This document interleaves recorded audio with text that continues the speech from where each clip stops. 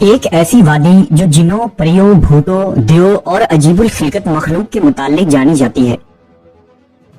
ایسا پہاڑ جہاں ہمیشہ اندھیرا رہتا ہے، چاند سورج کی روشنی وہاں کبھی نہیں پہنچتی۔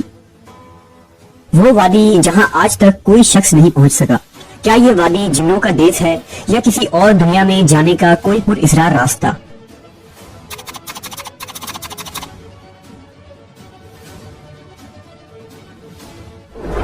کوہ قاف کا نام سامنے آتے ہی کوئی گمشدہ عربی کہانیاں ذہن میں جاگ اٹھتی ہے۔ ایسی کہانیاں جو بادشاہوں کی حسین شہزادیوں سے شروع ہو کر جنوں اور پریوں کے زیر قبضہ ہیبت ناک قلعوں اور طلسم سے جڑی ہوتی ہے۔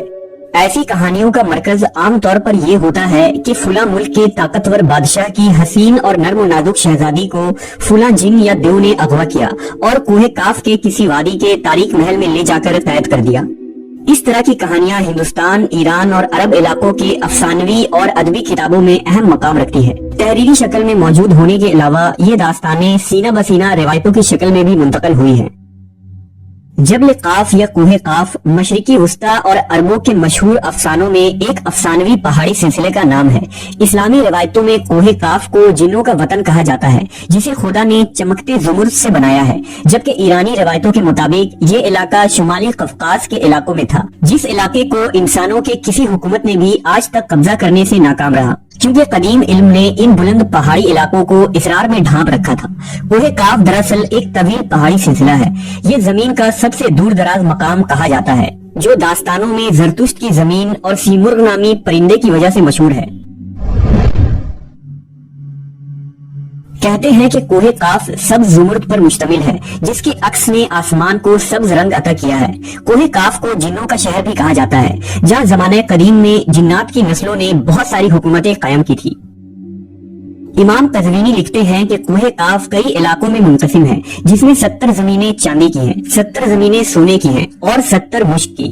عربی کتابوں کے مطابق قاف پہاڑی سلسلوں میں سب سے اونچا تھا، جو اللہ کی طرف سے زمین کو سہارا دینے کے لیے بنایا گیا تھا، اور اس دنیا میں جتنے بھی پہاڑی سلسلے ہیں، تمام سلسلوں کی شاخیں زیر زمین کوہ قاف سے جڑا ہے۔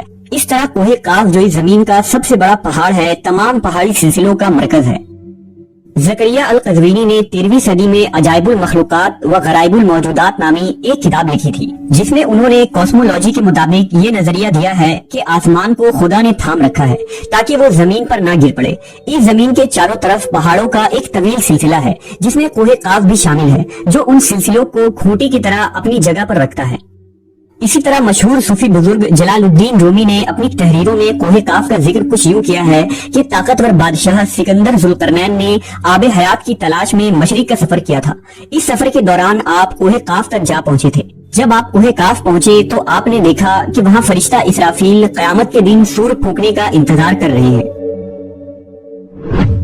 کوہ قاف اور اس میں آباد مخلوقات کے متعلق ایک اور روایت بیان کی جاتی ہے کہ حضرت ابن عباس فرماتے ہیں کہ رسول اللہ صلی اللہ علیہ وسلم ہمارے پاس تشریف لائے جبکہ ہم مسجد نبوی میں حلقہ بنا کر بیٹھے ہوئے تھے۔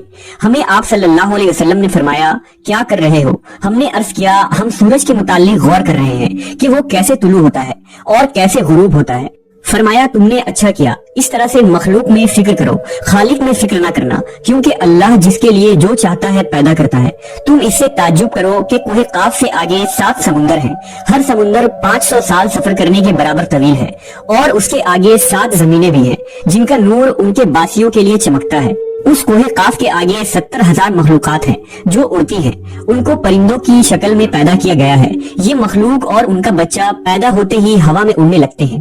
یہ اپنی تسبیح کی ادائیگی میں ذرہ برابر وقفہ نہیں کرتے۔ ان کا کھانا بھی ہوا ہے، ان کا پینا بھی ہوا ہے، ان کا لباس بھی ہوا ہے، ان کے برتن بھی ہوا کے ہیں۔ وہ یہ نہیں جانتے کہ اللہ نے حضرت آدم کو پیدا کیا ہے، اور نہ ابلیس کو جانتے ہیں، اور نہ ہی ابلیس کی اولاد کو جانتے ہیں۔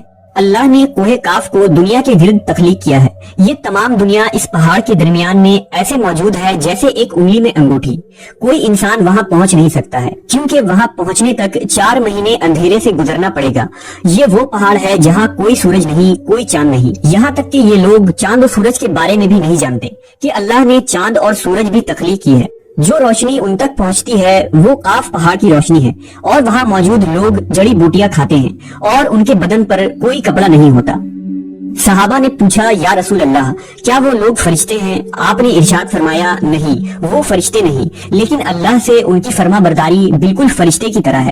پھر آپ نے فرمایا کہ معراج کی رات ان کی ملاقات کوہ کاف کے لوگوں سے ہوئی تھی اور وہاں کے لوگوں نے آپ صلی اللہ علیہ وسلم کی دعوت کو قبول کیا اور وہ مسلمان ہو گئے۔ صوفیہ کرام کے نزدیک دراصل کوہ کاف اس زمین میں موجود کوئی پہاڑ نہیں، بلکہ کوہ کاف سے مراد عالم مثال میں واقع وہ پہاڑی سلسلہ ہے جو بذریعہ کشف اولیاء کرام کے مشاہدے میں آتے ہیں، جیسا کہ خواجہ فرید الدین عطار جیسے صوفیہ نے اس تصور کا مشاہدہ کیا ہے۔ طریقت میں کوہ کاف کو شعور کا ایک دائرہ اور مرید کا حد سمجھا جاتا ہے، جسے پا کر بندہ فنا فی اللہ کے درجے تک پہنچ جاتا ہے۔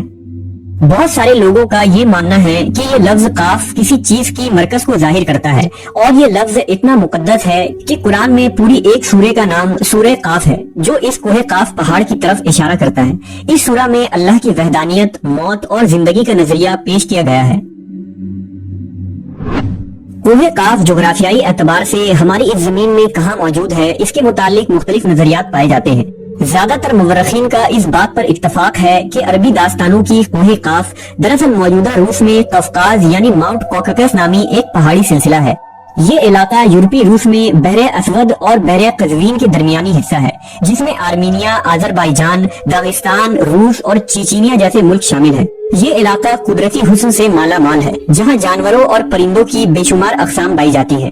جھیلیں، آبشاریں اور چھوٹے چھوٹے چشمے دیکھ کر ایسا معلوم ہوتا ہے گویا جنت زمین پر اتر آئی ہے۔ یہاں انسانی آبادی بہت ہی کم ہے۔